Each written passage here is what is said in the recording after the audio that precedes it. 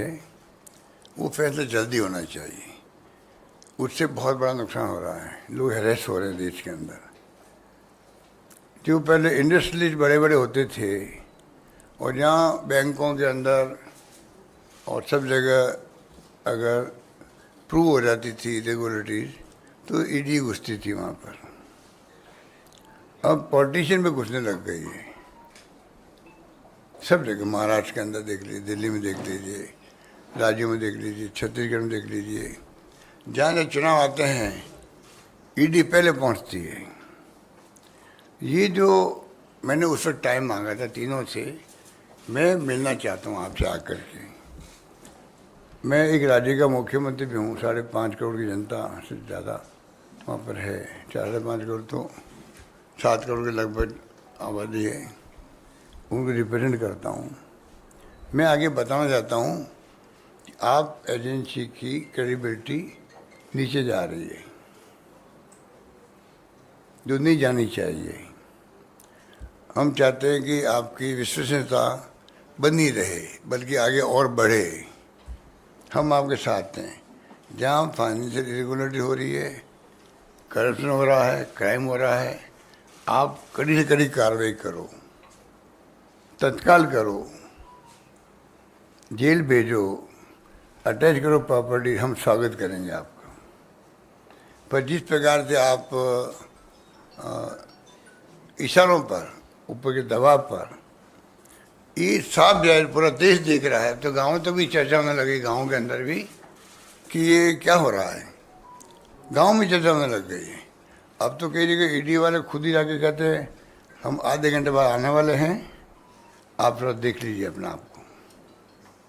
ये स्थिति बन गई है जो मेरे पास रिपोर्ट आ रही है, जो बातें चलती रहती है। तो ये उचित नहीं है। मैं इस मौके, इस मंच से फिर मैं कहना चाहूँगा तीनों एजेंसियों के डायरेक्टर्स को, चेयरमैन को, कृपा करके ये तीनों एजेंसियों के अधिकारी कंपटीशन एग्जाम देके आते हैं, चाहे आरपीएससी को हो चाहे वो यूपीएससी को हो, एग्जाम देके पास होकर आते हैं। एक प्रकार से शपथ लेते हैं, कमिटमेंट होता है देश के लिए। इनका कमिटमेंट देश के प्रति होना चाहिए और किसी के प्रति नहीं होना चाहिए। इनमें इतना साहस होना चाहिए मना करने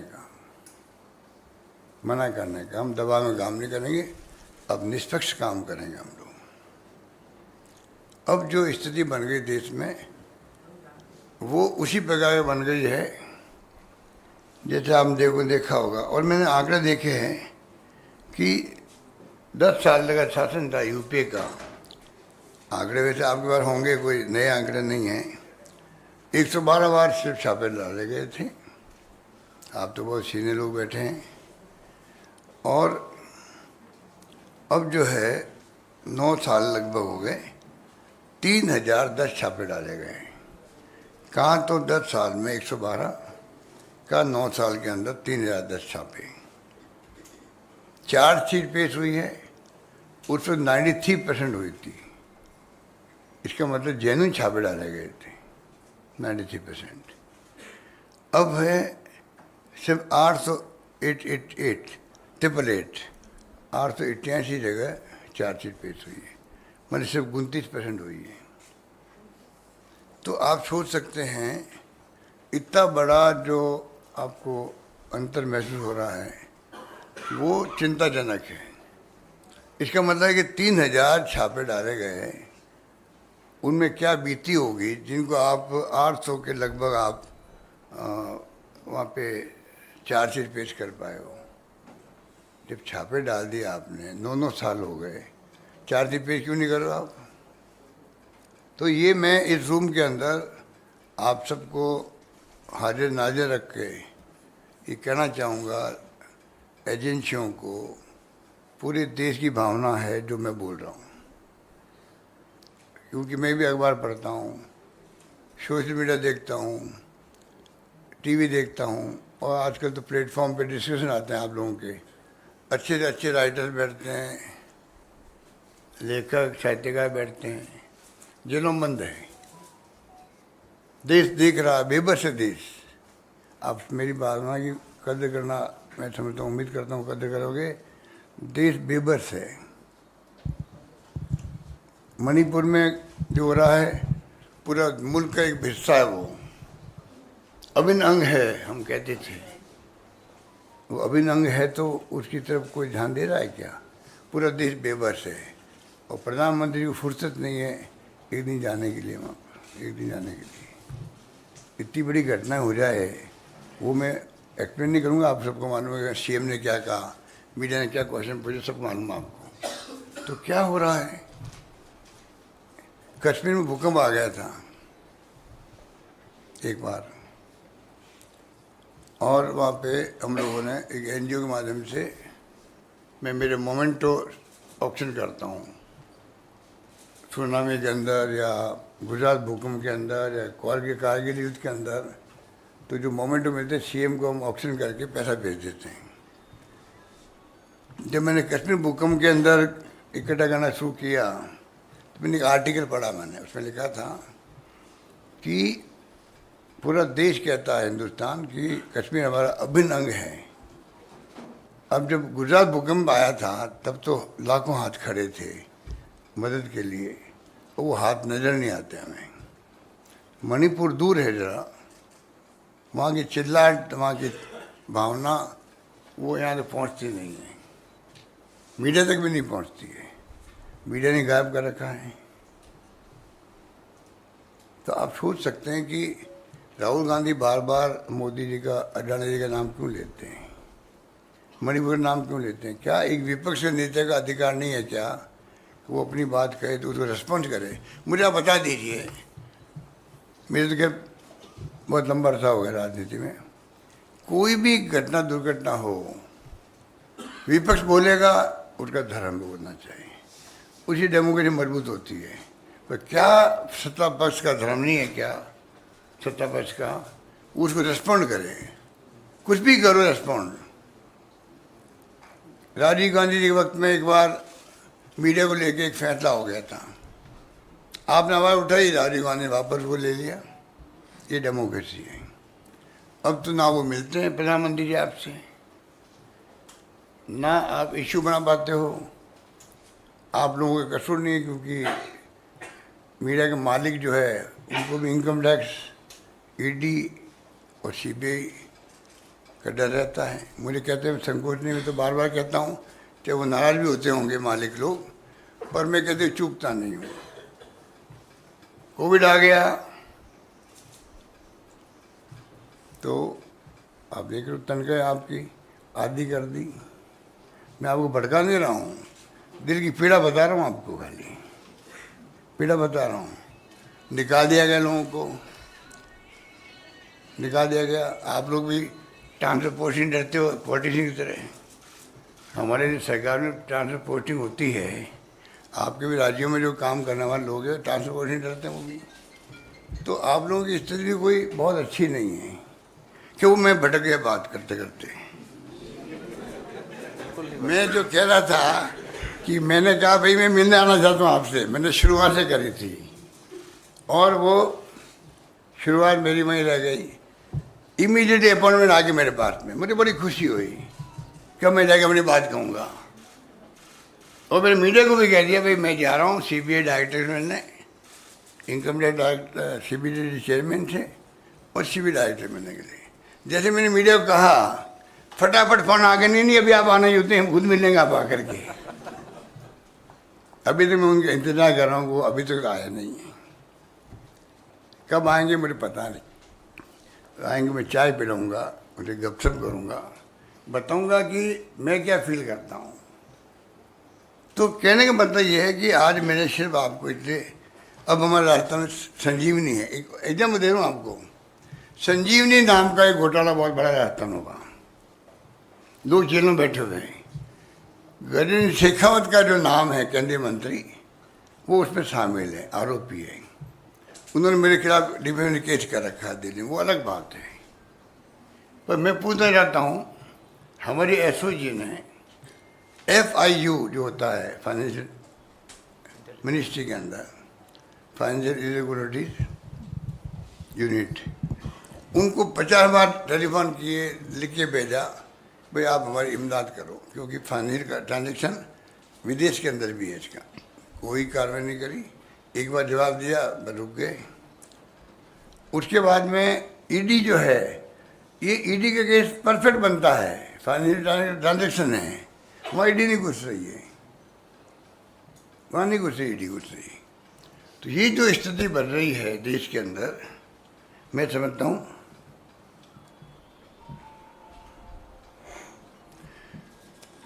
और मोदी जी तो एक एग्जाम्पल है क्लासिकल देश के अंदर। जब बोलते हैं वो तो देश सुनता है उनको। प्रधानमंत्री देश के हैं, अच्छा बोलते हैं, बोलने की कला जानते हैं। तो मैंने सुना भोपाल के अंदर या कहीं मध्य में बोले थे वो, एनसीपी को लेकर के, अजीत पवार को लेकर के बोले थे, 70-80 हज़ार करोड़ के कर्जे, पता नहीं करप्शन के चार्ज लगा दिए उनके ऊपर। 2 दिन बाद ही एनसीपी के एक धड़ा मिल जाता है सरकार के अंदर। और क्लासिकल एग्जाम्पल मैंने इसलिए कहा आपको, अजीत पवार के नाम के जो नेता हैं, जिनके ऊपर सबसे ज़्यादा चार्ज वहाँ पर थे, उनको वो पोर्टफोलियो दिया जाता है। पोर्टफोलियो उनका नाम होता है विद फाइनेंस पोर्टफोलियो। तो आप सोच सकते हैं फाइनेंस पोर्टफोलियो देने के क्या मैंने उनको, आप आरोप लगाए थे। इसके इतने इतने एग्जाम्पल आपके बारे में मेरे से ज़्यादा होंगे कि आरोप लगते हैं।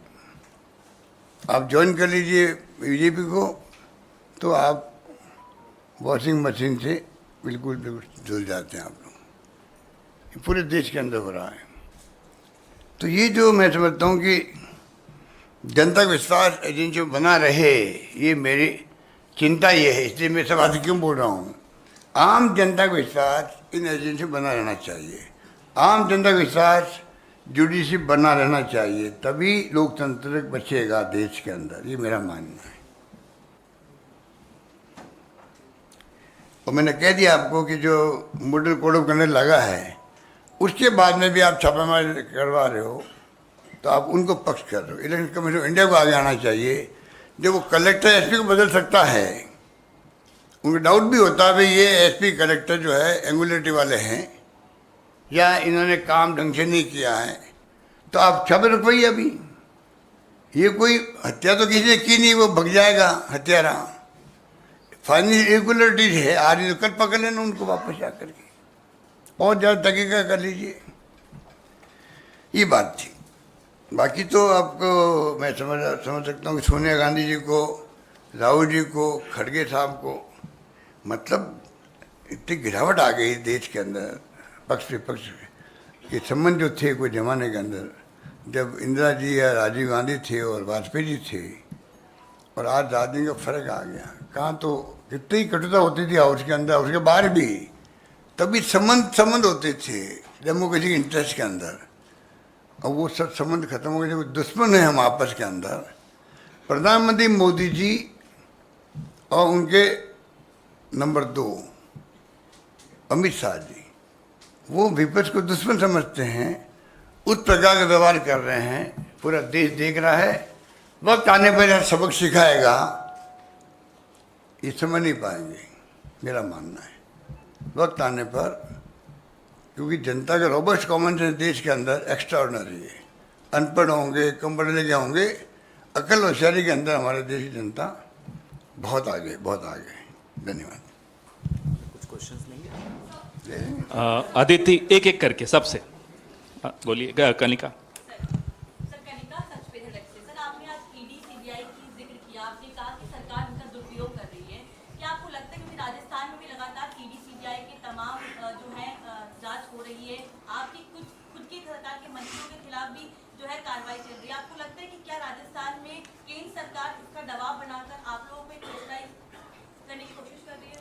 देखिए, वहाँ तो उनको कुछ मिल नहीं रहा है, तो वहाँ के जो मेंबर पार्लियामेंट वगैरह हैं उनको इशारा करना पड़ा, तो रोज़ सीबीआई ऑफिस में जाओगे, लोगों को भेजो। जहाँ तक मेरे को जानकारी है पिछले साल भर की, ईडी ऑफिस जाते हैं यहाँ पर लोग, झूठी शिकायतें करते हैं, मिली भगत से फिर वहाँ आवाज़ उठाते हैं वहाँ के एमपी वगैरह, और सीबीआई जाके जांच करने का प्रयास करती है। वहाँ मैंने देखा, अभी एक हमारे मिस्टर करोड़ी मीणा हैं, वो एक गए वहाँ पर मॉल में, गणपति प्लाजा में गए, नाम सा यही था, 500 करोड़ के यहाँ पर अंदर पैसा पड़ा, ब्लैक मनी पड़ा है यहाँ पर। वो बॉक्स क्या कहते हैं, क्या होता है, लॉकर। लॉकर मेरा है नहीं इसलिए मैं बोल रहा हूँ। लॉकर का नाम भूल गया। मेरी माँ के साथ में लॉकर था बचपन के अंदर, माँ के मरने के बाद में वो लॉकर बंद हो गया, इसलिए मेरे नाम भूल गया लॉकर का मैं। तो लॉकर में 500 करोड़ पड़े हैं। इतना भयंकर तूफान मचाया, ईडी पहुंच गई वहाँ पर। आप बताइए, एक कोई एमपी या कोई आम आदमी कहीं जाके बैठ जाए बैंक के बाहर, इसके अंदर ब्लैक मनी पड़ी है, 500 करोड़ की पड़ी है, ईडी पहुंच जाती वहाँ पर। पहली बात तो पुलिस का काम है, जाके तुम लॉ एंड ऑर्डर स्थिति खराब मत करो, ये काम इनकम टैक्स का काम है। आप जाके इन्फॉर्मेशन दो, इनकम टैक्स को इन्फॉर्मेशन दो कि मेरी जानकारी में आया पैसा पड़ा, वो आपको उनका हक है। धरना दे दो आप जाके, ईडी पहुंच जाए वहाँ, इनकम टैक्स पहुंच जाए। पता नहीं कौन कौन पहुंच गए वहाँ पर। ये मिली भगत है केंद्र सरकार की, ईडी की और उस एमपी साहब की। ये सब मिली भगत का खेल हुआ, अभी पूरा देश देख रहा उसको भी। अदिति एक एक करके, बिल्कुल अभी करवाते हैं। सर, अभी हाल ही में सरकार ने विमेन रिजर्वेशन बिल को पास करवाया। महिला सशक्तिकरण की वो लगातार बात करते हैं। अगर राजस्थान का जिक्र करें तो वहां पर उनके पास महिला भी हैं जो पूर्व में मुख्यमंत्री भी रह चुकी हैं, लेकिन उनको लगातार इग्नोर किया जा रहा है। टिकट उनके जो लोगों की काटे जा रही है, इसको आप कैसे देखते हैं? वसुंधरा जी को इग्नोर कर रहे हैं, महिलाओं की बात करते हैं बीजेपी वाले। देखिए, वो उनकी पार्टी का अंदरूनी मामला, मेरा कोई कमेंट नहीं करना चाहूँगा मैं। एक सेकंड, संजीव चोपड़ा सर हाँ, पर आदित्य जी, मैं आपका नाम आदित्य जी, मैं कहना चाहूँगा, मेरे कारण उनको सजा नहीं मिलनी चाहिए। मेरे कारण उनको सजा नहीं मिलनी चाहिए, ये अन्याय होगा उनके साथ में। एक किस्सा बताना चाहता हूँ, आपके पास टाइम तो है ना? पूछ देता हूँ भाई, जनरली नेताओं के पास टाइम नहीं होता है, मैं आपको पूछ देता हूँ। देखिए, मेरी सरकार जब गिर रही थी तो मेरे कैलाश मेघवाल है, जो स्पीकर थे, गृह मंत्री थे उनके, उन्होंने एक किस्सा बताया मेरे, जो मैंने किया ज़िंदगी के अंदर। जब मैं पीसी प्रेसिडेंट था 90s के अंदर, तो मेरे प्रेसिडेंट शेखावत थे, मुख्यमंत्री थे। वो क्यूलन गए थे अमेरिका, अपना तीसरी बार बाईपास करने गए, तीसरी बार। उस जमाने में बचपन में सुनते थे, ह्यूस्टन में जाते थे पहले लोग, ह्यूस्टन से बाद में क्यूलन जाने लग गए। वो गए थे वहाँ पर, पीछे उन्हीं के पार्टी लोग सरकार गिरा रहे थे उनकी। मिस्टर नरसिम्हा राव जी थे प्राइम मिनिस्टर, मैं था पीसी प्रेसिडेंट था राजस्थान के अंदर। मेरे पास भी वो लोग आए कि साहब हम तय किया हमारी पार्टी में रिवोल्ट करके सरकार गिराने का। तो मैंने कहा भाई, एक आपका नेता बीमारी है, सीरियस से मैंने सुना वहाँ पर, 3rd टाइम गए हैं, और आप पीछे ये जो कर रहे हरकत, मैं उसको उचित नहीं मानता। मैंने पीएम नरसिम्हा जी को जाके कहा, क्योंकि मैं उनका केंद्रीय मंत्री रह चुका था, टेक्सटाइल मिनिस्टर था मैं, तो मैंने कहा कि भाई मैं ये सुना, उनको मालूम पड़ गया था। उन्होंने मुझे पूछा, मैं कहा ये उचित नहीं कर सकता, उनको मैंने रोका। और बलीराम भगत थे हमारे गवर्नर, उनको मैंने कहा कि ये सुन रहे हैं, ये उचित नहीं है। एक तो वो था जो गवर्नर को, प्राइम मिनिस्टर को, सबको कह रहा। कैलाश मेघवाल को ये बात की जानकारी थी, वो नंबर 1 थे शेखावत साहब के। उन्होंने अभी जब क्राइसिस हमारा आया तो उन्होंने कह दिया ये बात भी कि हमारे यहाँ परंपरा कभी नहीं रही है इस प्रकार सरकार ने टॉपर करने की। इतना ही उन्होंने स्टेटमेंट दिया। मेरे मुंह से निकल गया एक मीटिंग के अंदर, क्योंकि वसुंधरा जी के जो फॉलोवर एमएलए थे वो भी लॉबी मिलते हैं हम लोगों से, कहीं मिल जाते हैं, तो उन्होंने, उनके मुंह निकल गया होगा भाई हमारे मुख्यमंत्री जो एक्स मुख्यमंत्री है वसुंधरा जी है, वो भी इसी विचार किए जो कैलाश जी ने कहा है। इतने मेरे पास इंफॉर्मेशन थी उनकी। मैंने गलती से वो कोट कर दिया धौलपुर के अंदर। मेरी सरकार जब क्राइसिस में थी तब कैलाश मेघवाल जी ने वसुंधरा जी की भावना ये थी। मीडिया में आप देखते हो कि थोड़ा फ्लेवर लग जाता है, आप फ्लेवर लगाना में बड़े, बिना फ्लेवर न्यूज़ बनती नहीं है आपकी, गलती आपकी भी नहीं है, बिना फ्लेवर की न्यूज़ बनती नहीं है। और मैं भुगत भी रहा हूँ उस फ्लेवर से। अभी मैंने कह दिया कि जुडिशरी में करप्शन है राजस्थान में, मैंने कह दिया। मेरे खिलाफ में एक भाई चले गए कोर्ट के अंदर, कंटेम्प्ट में कोर्ट लगाने के लिए, तो मैंने जवाब दिया भाई 9 सुप्रीम कोर्ट के सीटार जजेस, 9, 2 CJI, उनके मैंने आर्टिकल पढ़े हैं, वो सब कह रहे हैं जुडिशरी में बहुत करप्शन है। तो ये मेरी भावना नहीं है, मैंने जो पढ़ा, जो पर्सन बना, मैंने उसको कोट किया है। तो मैंने मेरा रिप्लाई दिया है कि भाई मेरी भावना नहीं, पूरे देश के सुप्रीम कोर्ट जजेस तक कह रहे हैं, सिटिंग जजेस तक ने कह दिया, CJI कह रहे हैं, तो मैंने वो मेरी भावना नहीं थी, मैंने प्रकट की है।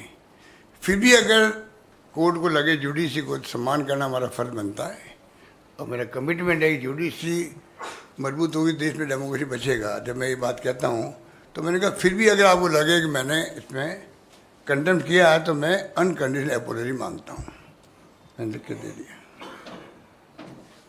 तो कहने का मतलब ये है कि वो फ्लेवर लग गया। मैंने कहा, मैंने सुना है कि एडवोकेट फैसले लिखते हैं, वही फैसला आता है।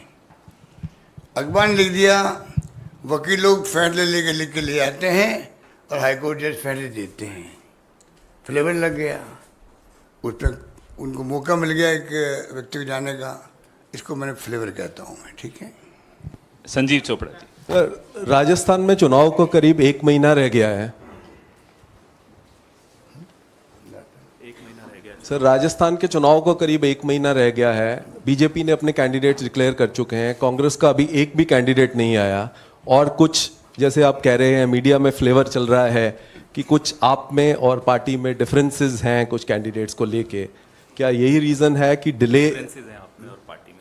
डिले का रीजन यही है कि यही विपक्ष को तकलीफ है, जो फैसले हो रहे हैं पार्टी के अंदर सिलेक्शन के प्रोसेस से, उनको तकलीफ भी हो रही है, इनके झगड़े क्यों नहीं हो रहे हैं।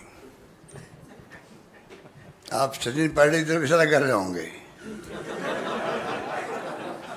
जितने फैसले हुए हैं सबकी राय से हुए हैं, सबकी राय हो। जो भी सचिन पायलट साहब के जो हमारे सपोर्टर भी होंगे, उन सब के फैसलों में भागीदार बन रहा हूँ, उनके पक्ष में।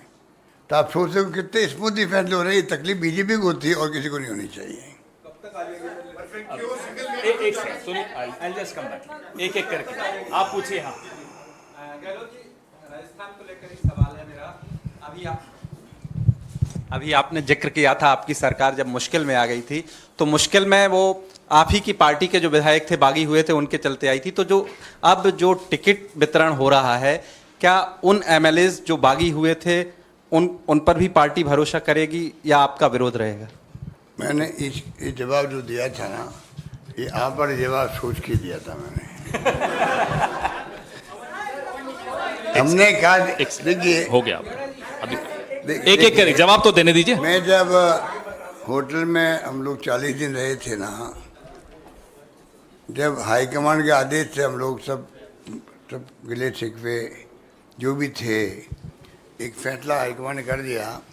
तो मैं बाहर आया था, होटल से बाहर आया था, तो आप मैंने कई लोगों को शायद हो सकता है याद हो, पहला स्टेटमेंट मेरा मीडिया में था, फॉरगेट एंड फॉरगिव। इस भावना से तुम काम करेंगे। और मुझे कहते हो गर्व है, आप सुनिएगा, मैं प्रवचन नहीं दे रहा हूँ हालांकि, पर आपने कहा मैं हमारे पास टाइम है। मैंने कहा कि हिंदुस्तान के अंदर ऐसा बहुत कम होता है। मिस्टर अजय माकन जो जनरल सेक्रेटरी थे हमारे, ये बैठे वहाँ असेंबली के अंदर मेरे रूम में 1 by 1 122 लोगों से मिले, विधायकों से। उसमें जो आप कहते हैं वो विधायक भी थे, सारे लोग थे। अगर एक स्वर में कोई कहे किसी स्टेट के अंदर, उसमें राजस्थान हो सकता है, जहाँ सब ने कहा हम चाहे किसी के साथ पॉलिटिकल हो सकते हैं, काम के मामले में मुख्यमंत्री कोई भेदभाव नहीं कर रहे हैं। काम के मामले में जो हम काम मांगते हैं हम काम देते हैं, और काम इतने देते हैं जो मांगते तो मेरे जुमला बन गया, बहुत फेमस जुमला राजस्थान में है, जो मैंने कहा तुम मांगते मगर थक जाओगे, मैं देते देते नहीं थकूंगा, वो मैं निभाया वहाँ। सुनिए राजस्थान है, और इसलिए आप समझ लीजिए वो जो गए हैं कहीं गए हैं, अभी क्राइटेरिया सिर्फ एक है, वो है विनिबिलिटी क्राइटेरिया है। वो सब बातें हम भूल चुके हैं, हम सब एक होके इलेक्शन लड़ना चाहते हैं। सुनील, आप यूं ही बोल दीजिए, आवाज आती है। Sir, I just, coming back because you say English इनसे कीजिए। नहीं मैं I have to, मेरा हिंदी इतना अच्छा नहीं है, हम साउथ इंडिया से है, फिर भी मैं कोशिश करूंगा। आप बोल रहे आप हैं हिंदी अच्छी बोलते, मैं जानता हूँ, 25 साल से आपको। सर ये आप बोलता है forgive and forget, पर सच्चाई ये है कि जो आपका चुनाव जो हो रहा है, there is still no, you have gone with a single name with the screening committee. There are a lot of problems in the finalization of candidates. Ultimately, you have been publicly fighting with Sachin Pilot and others. Sachin Pilot wants your supporters not to be given tickets. The other side, Mr. Gehlot is not wanting Sachin Pilot's supporters not to be given. Can you win this election with this kind of fighting that is taking place and public fighting that has carried on? And you said forgive and forget, but you also called somebody a traitor. So how do you go forward with that? आपने गदर का ये आप फिर question कर दिया। मैंने ये तो कहा आपको कि हम सब एकजुट थे, हम सब एकजुट हैं। जब उनके साथ लोग गए थे, उनके टिकट सब क्लियर हो रहे हैं करीब करीब। उससे बड़ा उदाहरण क्या मैं दे सकता हूँ आपको? एक टिकट पे भी मैंने ऑब्जर्वेशन नहीं किया हो मीटिंग के अंदर, उससे अंदाज कर लीजिए कितनी पेगाएगी हमारी, कितनी प्यार मोहब्बत आपस के अंदर है। एक सेकेंड, अब एक सेकेंड, अगर यही सवाल अलग अलग तरीके से दोहराएंगे तो फिर प्रेस वार्ता खत्म करें। नहीं, कुछ और सवाल है तो फिर आप पूछिए।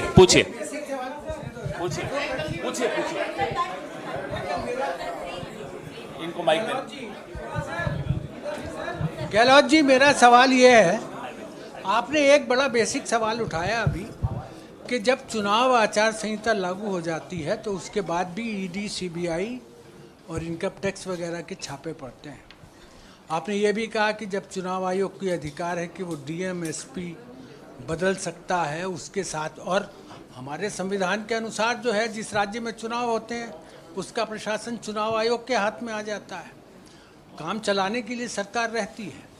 तो क्या आप ये कहना चाहते हैं कि जब चुनाव आचार संहिता लागू हो जाए उसके बाद से चुनाव आयोग ये सारी चीज़ें देखे और ये जो जितनी भी जांच एजेंसीज हैं इनका प्रशासन भी उसके हाथ में होना चाहिए? नहीं, मैं नहीं चाहूँगा कभी, क्योंकि ये इंडिपेंडेंट एजेंसी हैं, इनकी इंडिपेंडेंट बनी रहे, सुनिश्चित होना चाहिए बनी रहे। पर कुछ बातें ऐसी होती है जब आप दबाव में काम कर रहे हैं और बगैर कोई जांच पड़ताल के रेखी के अगर आप दबाव में इस पर माहौल बनता है, इलेक्शन कमीशन इसको देखना चाहिए, वाच करना चाहिए। नंबर 1। नंबर 2, मैं उससे बड़ी बात को न कहना चाहूँगा, एजेंसी वालों खुद को कहना चाहूँगा, डायरेक्टर्स को, चेयरमैन को, उनका खुद का भी इस प्रकार का कोड ऑफ कंडक्ट होना चाहिए, कुछ तो बनाना चाहिए। अब एक बार इलेक्शन शुरू हो गया है, अब इसको रोक देते हैं हम लोग, 2 मिनट बाद वापस शुरू कर दें, कौन रोकता उनको? वो तो क्रिमिनल का काम किया है, फाइनेंशियल या क्राइम का, तो रोक कौन रहा भाई? और रुकना चाहिए भी नहीं। मैं अभी मोदी जी ने कह दिया राजस्थान में मैं अशोक गहलोत ईमानदार बनता, मैं उससे बड़ा ईमानदार हूँ। मैं कहना चाहूँगा वो फ़कीर बनता, मैं उससे बड़ा फ़कीर हूँ। मैंने ज़िंदगी में 1 इंच ज़मीन नहीं खरीदी, एक ग्राम सोना नहीं खरीदा, मैंने कोई प्रॉपर्टी नहीं बनाई। मेरी बेटी की शादी में कोई 90,000 का मेरे को लगता है मेरी वाइफ ने चेक दिलवाया होगा, तो मैं भी बड़ा फ़कीर हूँ उनसे। इसलिए वो दावा नहीं कर सकते कुछ भी। उनको चाहिए ईडी, इनकम टैक्स को रोके, उनको चाहिए, प्राइम मिनिस्टर को चाहिए। प्राइम मिनिस्टर को, अगर उनमें ईमानदारी है तो पीएम को इंटरवेन करना चाहिए। अगर गृह मंत्री नहीं मान रहा है तो गृह मंत्री बात किसी की मानेगा भी नहीं। अगर मानेगा तो सिर्फ एक आदमी को मानेगा, वो है नरेंद्र मोदी जी का नाम है। मानना चाहिए, करना चाहिए। बहुत गलत काम कर रहे हैं और देश उनको माफ़ नहीं करेगा, मेरा मानना है। मौसमी गहलोत साहब, आपको जादूगर बुलाया जाता है, सियासी जादूगर। तो ये बताइए, अगर कांग्रेस की सरकार आती है, आपकी सरकार आती है राजस्थान में, तो क्या अशोक गहलोत दोबारा घोड़ा चढ़ेंगे या फिर राजस्थान से रुख मुंह मोड़ के दिल्ली की ओर आएंगे? टायर या रिटायर होने वाले अशोक गहलोत या नहीं होने वाले? देखिए, ये बोला